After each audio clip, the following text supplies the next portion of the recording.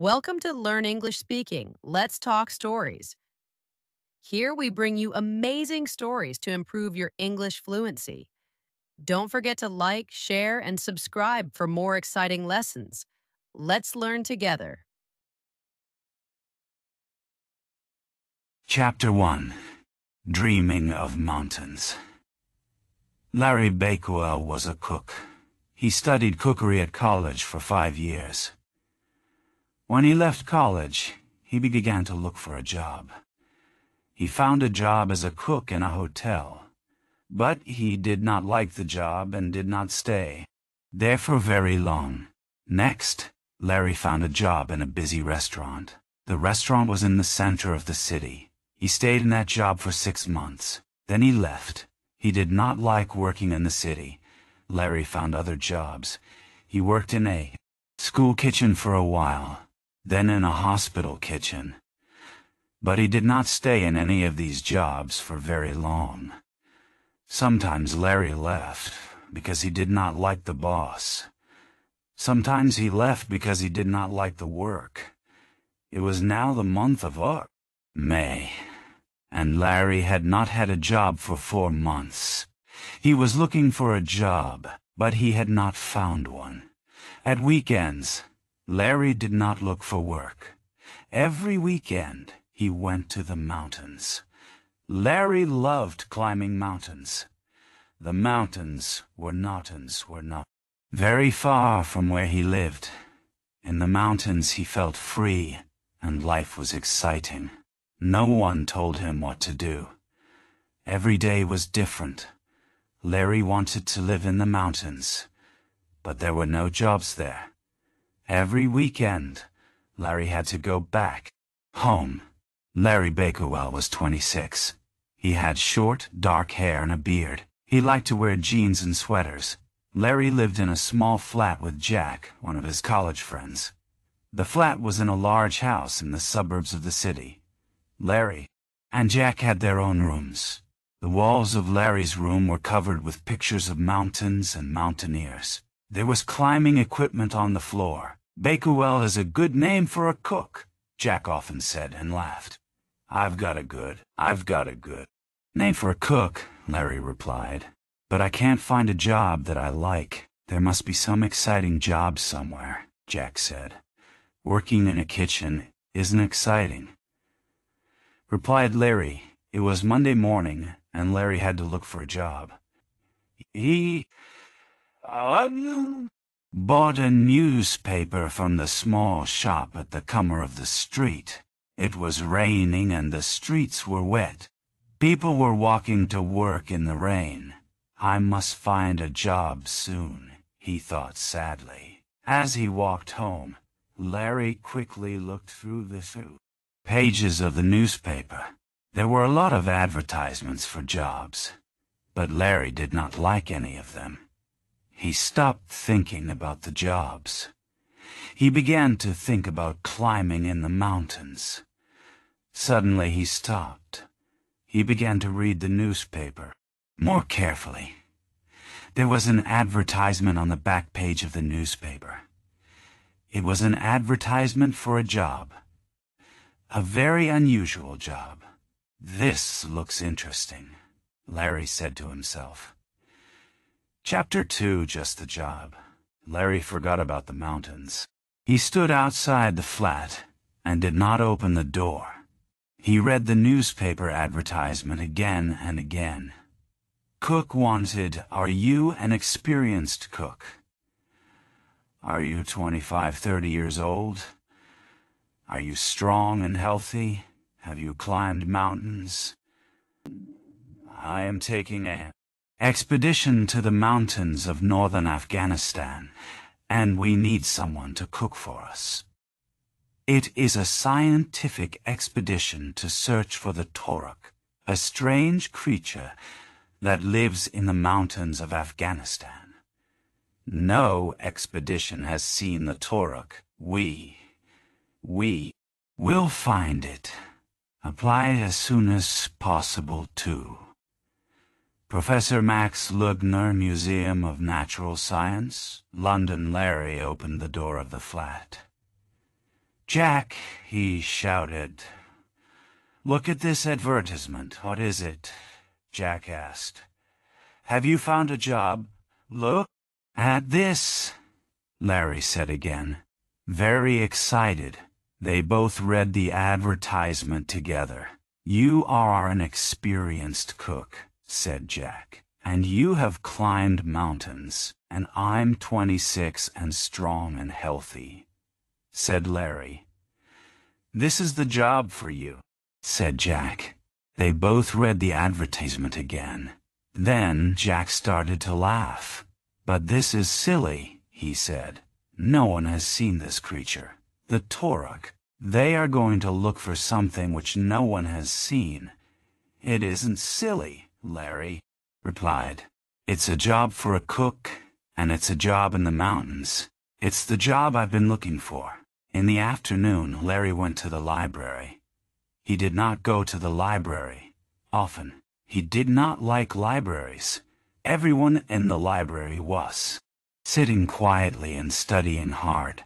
But Larry wanted to learn more about the Torok and about Professor Lugner. Larry went up to the librarian and asked, "Where can I find books about animals?" The librarian pointed to a long shelf on the other side of the library. "You will find books about animals over there," the librarian said, and smiled. Larry looked through the books carefully. Some of them were old and dusty. At last he found a book with the title Monsters. Fact or fiction? Perhaps there is something about the Torok in this book, Larry thought. Larry opened the book and looked at the titles of the chapters.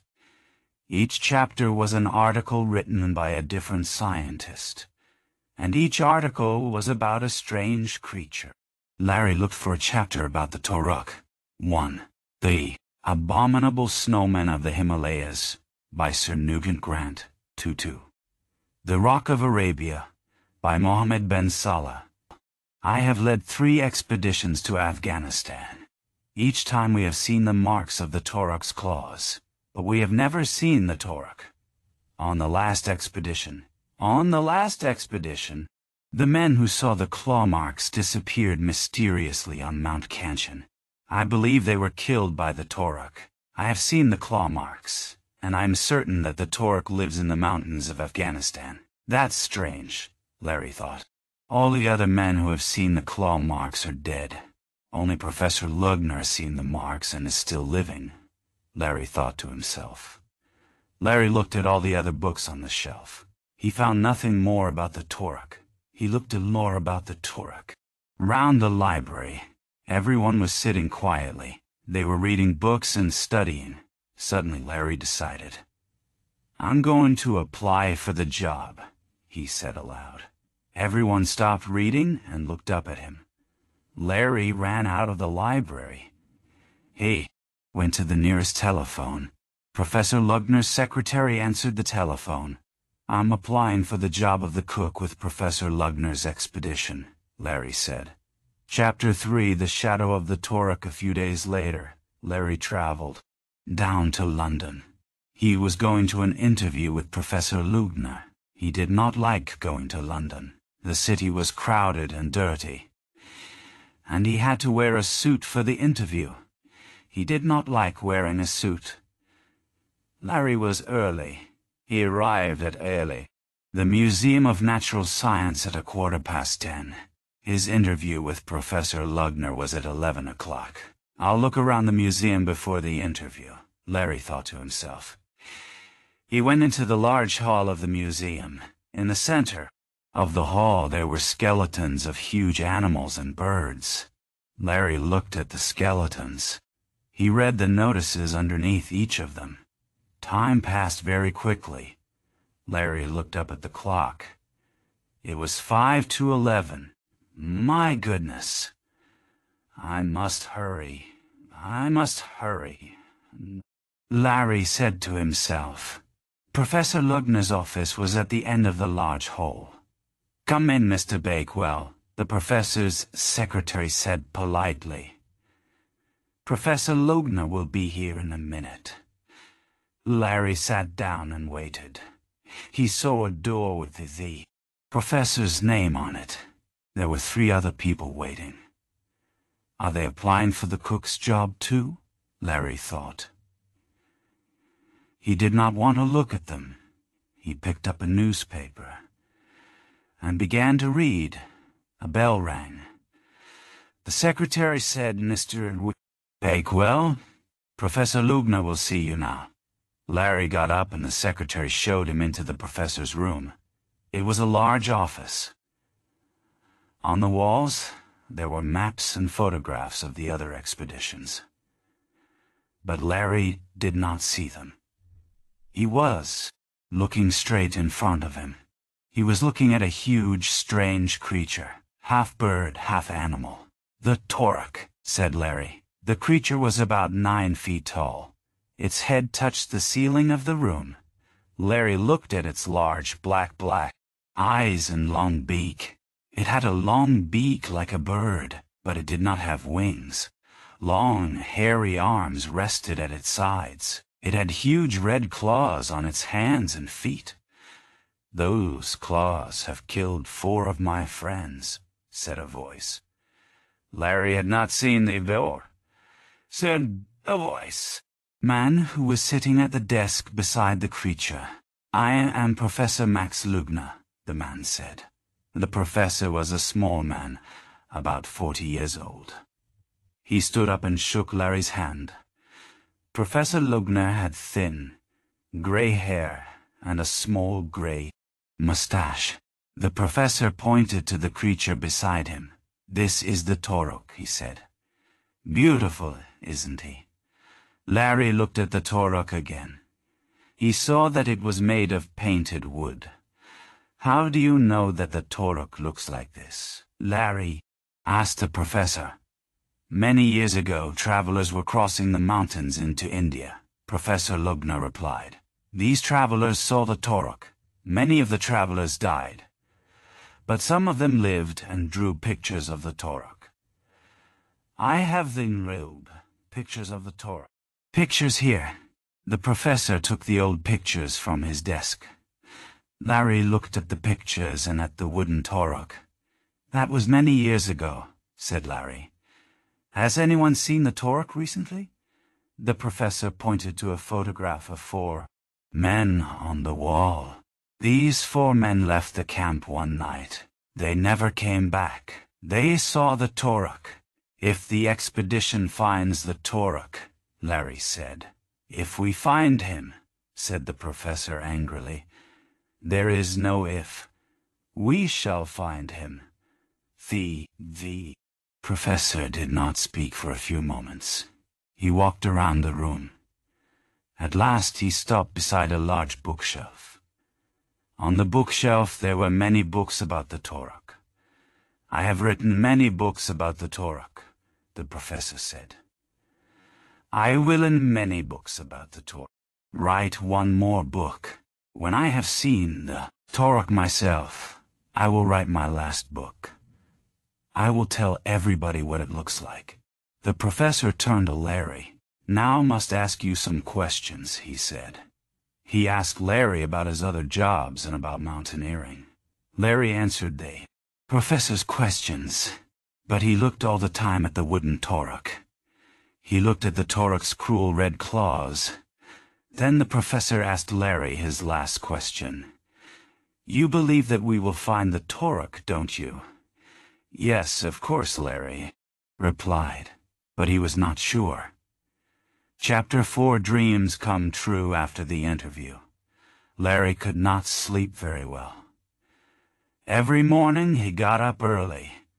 As soon as the postman came, he ran to the door. But the postman did not have any letters for him. At last a letter arrived. The words "Museum of Natural Science" were on the envelope. Larry opened it quickly. He read the first few lines. "Museum of Natural Science, London, 7th June, 19. Dear Mr. Bakewell, we are pleased to offer you the job of cook on our expedition to northern Afghanistan." Larry did not read any more. "Jack," he shouted. "Jack, "I've got it." Jack was in the kitchen eating his breakfast. "Got what?" he asked.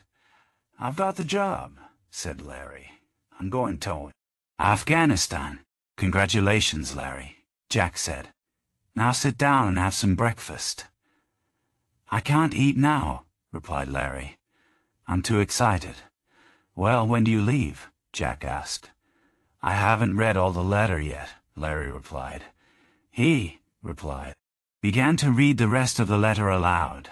Jack listened while he was drinking his coffee. "You will attend a meeting for members of the expedition on July 1st. The expedition will leave London by air on September 1st. We will reach Kabul, the capital of Afghanistan, the following day.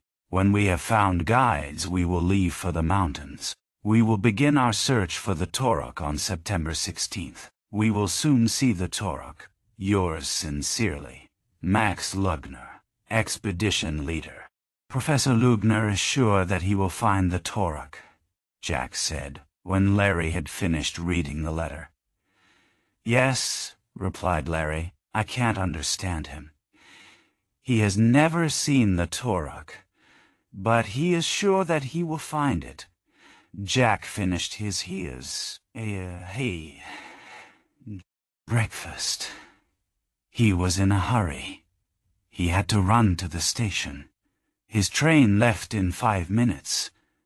"I have 3 weeks before the meeting on the 1st of July, Larry said to himself. "I will find out more about Professor Lugner and the Torok." Larry had 3 questions, and wanted to find the answers to these questions. He wrote the questions in a notebook. "I'll have to go to the library," he thought. He put on his jacket and walked to the bus stop. Larry went to the library every day for the next 3 weeks. He looked at old newspapers. He read books about Afghanistan. In the evenings he wrote letters. He wrote to the people who had been with the professor on the other expeditions. He found some of the answers to his questions. But he also found other questions that had to be answered. "Perhaps I will find the answers to the other questions when I am in Afghanistan," he thought to himself. Here is what Larry wrote in his notebook. Questions 1. 4 men disappeared on 4 other expeditions. Did the Torah kill them? Why did no one find their bodies? 2. Has anyone been on more than one expedition with the professor? 3. The professor says the Torah has killed many travelers. Were their bodies found? Did the Torah kill them? Answers 1. The professor said the Torah killed them. Other members of the expedition said, "We did not look for the bodies. The weather was too bad." Why does the professor think the Torah killed the men? 2. No. The professor always goes with different people. Why? 3. Many travelers have died in the mountains. The bodies of some of them were found. Were these travelers killed by the Torok? Chapter 5. The first meeting on the 1st of July. Larry traveled to London again. Once more he walked through the large hall in the Museum of Natural Science. Once more he looked at the huge skeletons of animals and birds. The members of the expedition met in a room at the back of the museum. There were 15 members, scientists, a doctor, and a quartermaster. The quartermaster looked after the equipment. And of course there was the cook. There were many large boxes and metal cases. The boxes had labels on them: ropes, food, medical supplies, photographic equipment. The quartermaster was bending over the boxes. He was a young man, about the same age as Larry. He was wearing a dark green shirt and sweater. The quartermaster stood up and spoke to Larry. "Are you the cook?" he said. "I'm Greg Chaplin, the quartermaster. "How do you do?" They shook hands. "What was your job before you joined the expedition?" Larry asked Greg. "I was in the army," replied Greg. "But I got tired of life in the army. I wanted to do something different. I applied for the post of quartermaster, and the army let me come on the expedition." Larry was pleased. "I wanted to do something different, too," he told Greg. "That's why I applied for the job of cook."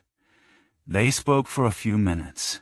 Then Greg said, "We must do some work now." He pointed to the large cases marked food.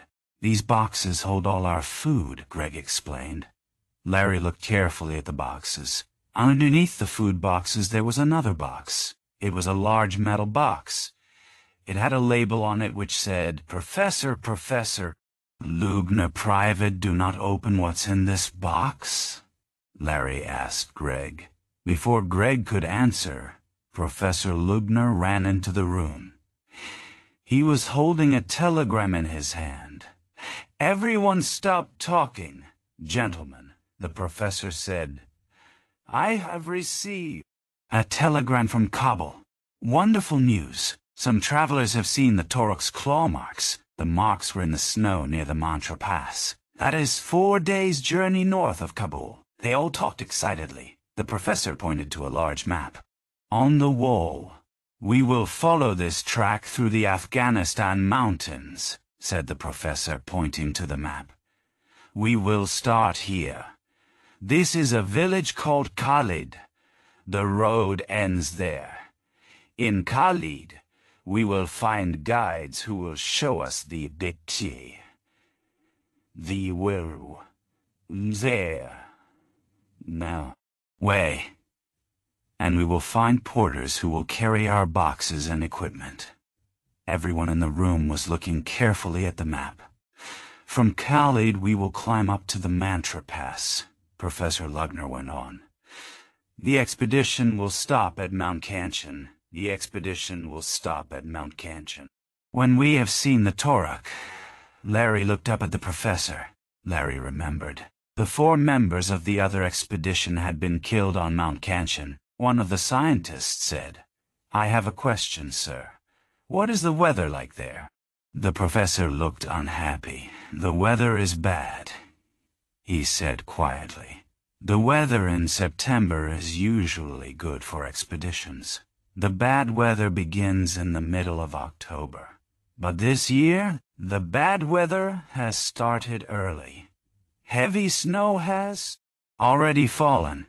There's more snow coming. If the weather is bad in Afghanistan, will we wait here in London?"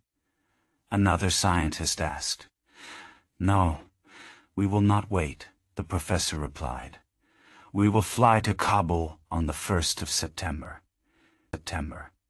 Chapter 6 ready. Steady. When the expedition arrived at Kabul airport, the sun was shining brightly. But it was not hot. A cold wind was blowing from the mountains in the north. The mountains looked very near. They were cold and unfriendly. There was a lot of snow on the tops of the mountains, and there were large white clouds in the sky above the mountains. More snow was coming. From Kabul, the expedition traveled in 2 lorries to the small village of Khalid. Larry and Greg went in one lorry with the boxes and the equipment. The professor and the scientists went in the second lorry. The toad was bad, and the journey was very uncomfortable. The lorries arrived in the village square at Khalid. A large crowd of people came to look at the lorries. It was a crowd of men and boys. The women stayed inside their houses. They watched from the windows and the doorways. Larry and Greg jumped out of the back of the first lorry. Immediately, a crowd of small boys ran up to them. They wanted to see the equipment. Some of the boys got into the back of the lorry. They tried to open the boxes. "Get down! Get out of the lorry!" Greg shouted. Older men from the crowd pulled the boys out of the back of the lorry. The professor jumped out of the other lorry and ran up to Greg. No one must touch my box, the professor shouted angrily. It's here, Greg replied. No one has touched it. Professor Lugner looked pleased. You and the cook go and find porters and guides, the professor said to Greg.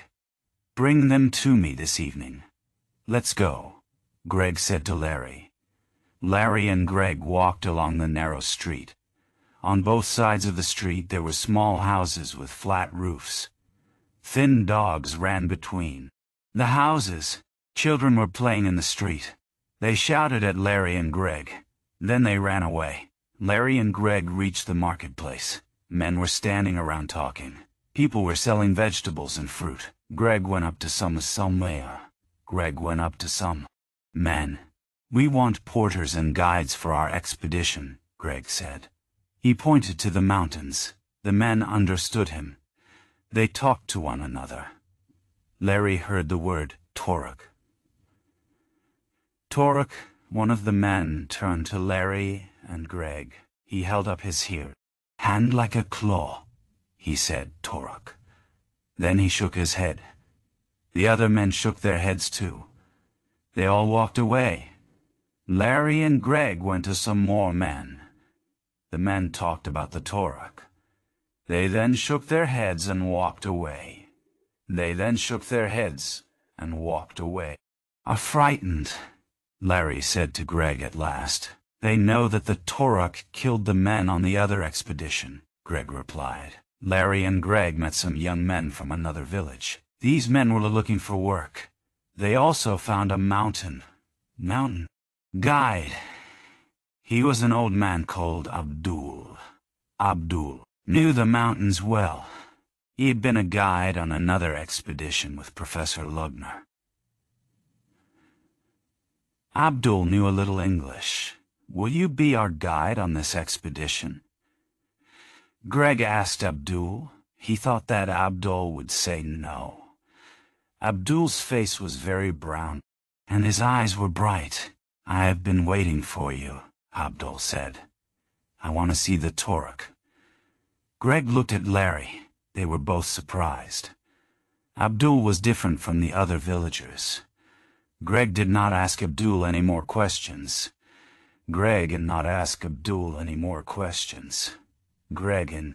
Larry took Abdul and the young men back to Professor Lugner. He was staying with the other members of the expedition in a house in the village. The professor was pleased to see the young porters. Angry, why have you brought this man? He asked Greg. He says he's a guide, Greg answered. He has already been on one of your expeditions. He cannot come with us this time, the professor shouted. But we must have a guide, sir, Greg replied. He is the only guide who will come with us. The professor looked at the old man. He said nothing for a long time. At last the professor spoke. All right, he can come, he said. I don't understand, Greg said to Larry. We found a good guide. But Professor Lugner didn't want him to come on the expedition. He has been on an expedition before, Larry replied. I know, said Greg, looking at Larry strangely. But that is a good thing, isn't it?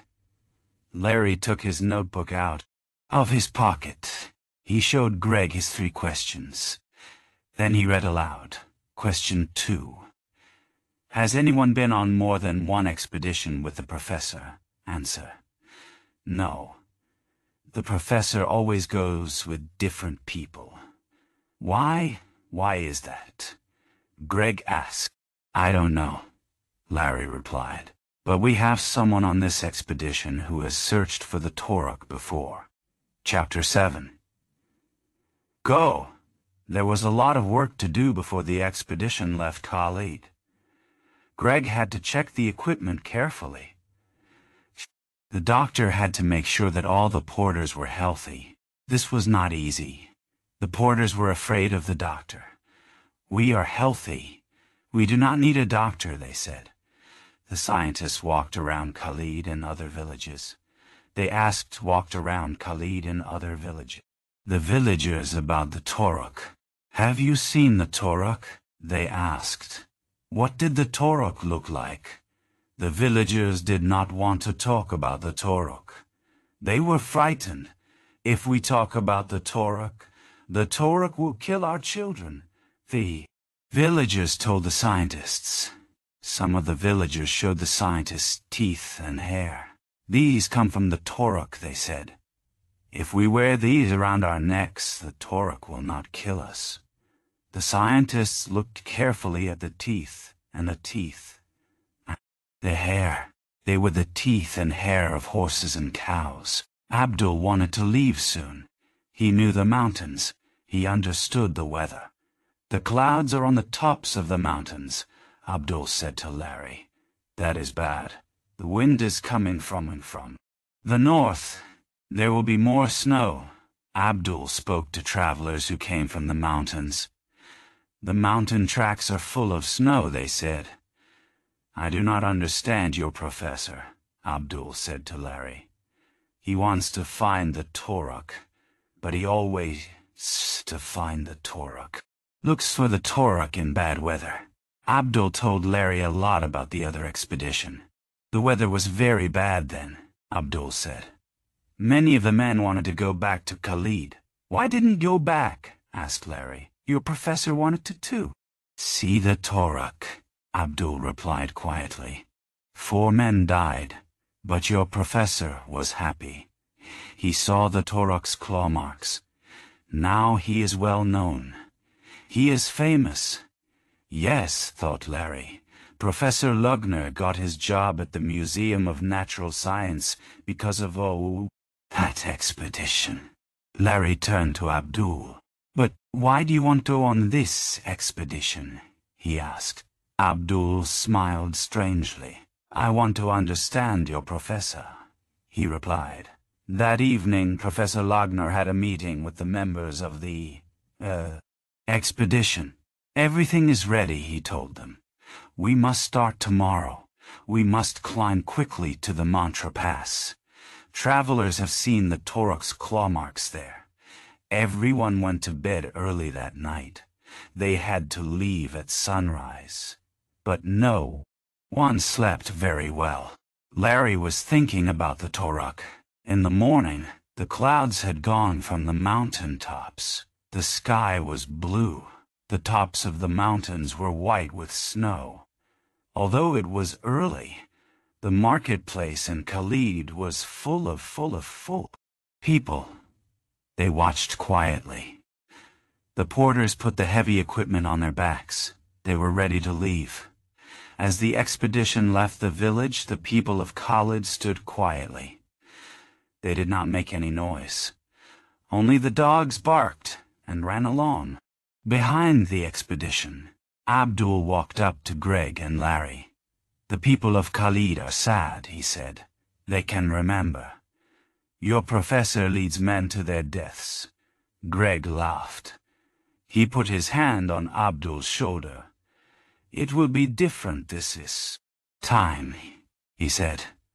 Chapter 8. Towards the Mantra Pass, the expedition left Khalid quickly and started to go up the mountain paths. The paths were stony, and it was not easy to walk on them. But there was no snow. Sometimes the expedition met travelers on the road. They were coming from the north. Their tied horses were carrying heavy goods. They were going to sell their goods in the markets of Kabul. Professor Lugner talked to the travelers about the Torok. Have you seen the Torok or the Torok's claw marks? Professor asked them. The travelers talked quietly to each other before they replied. We have not seen the Torok, they said at last. But they told the professor about men who had been killed by the Torok. Afterwards, Abdul talked to the travelers and asked them about their journey.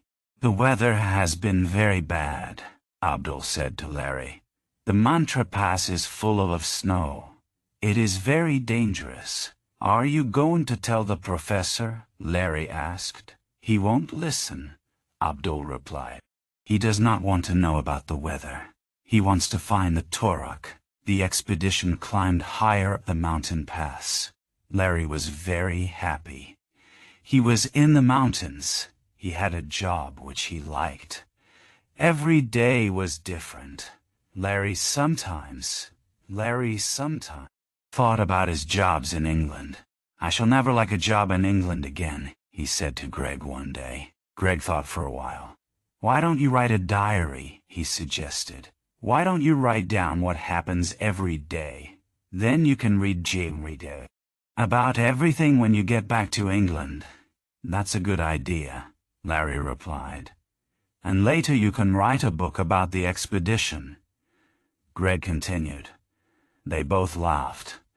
After supper, Larry went to his tent. He got out his notebook and wrote the date at the top of the page. Then he wrote down what had happened that day. "Tuesday, September 19th this morning, we reached the snow.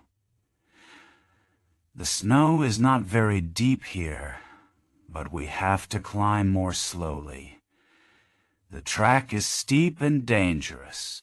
One of the porters fell this afternoon. He was carrying Professor Lugner's box. Nothing broken, but the professor was very angry. He did this every night. He made a diary of what happened on the expedition. Wednesday, September 20th, we have climbed higher now, and the snow is deeper. There are clouds all around us. Abdul is a very good guide, but he does not like Professor Lugner. He watches the professor very carefully. We talk a lot about the Toruk now. Some of the scientists do not believe the stones about the Toruk. They say that there is no Toruk. They say that it does not exist. I am not sure. Perhaps there is a Toruk. Perhaps there isn't. Each night, 3 men guard the camp. Each man guards the camp for 3 hours. The guard stags in his tent, but he has to keep awake. He has to listen for the Toruk. Greg is guarding the camp tonight. Thursday, September 21st. Today, heavy snow fell. We have not left the camp. The wind is very strong. It is very strong. It is difficult to walk. Some of the scientists went to see the professor today. They want to go back to Khalid. I do not know why they want to go back. It is dangerous here. But it is very exciting. Friday, September 22nd. This morning all woke up. Suddenly, there was a loud noise outside the tents. The ground was shaking. The porters began to shout. I locked out of the tent. The air was full of snow. It was falling from the rocks above us. No one was hurt, but some of the equipment was covered with snow. We have been digging the equipment out of the snow all day. Tomorrow we will reach the Mantra Pass. Then perhaps we win see Toruk. On Friday evening, when Larry finished writing, he was very tired. Everyone was asleep. Larry put out the light. He listened to the wind. He soon fell asleep.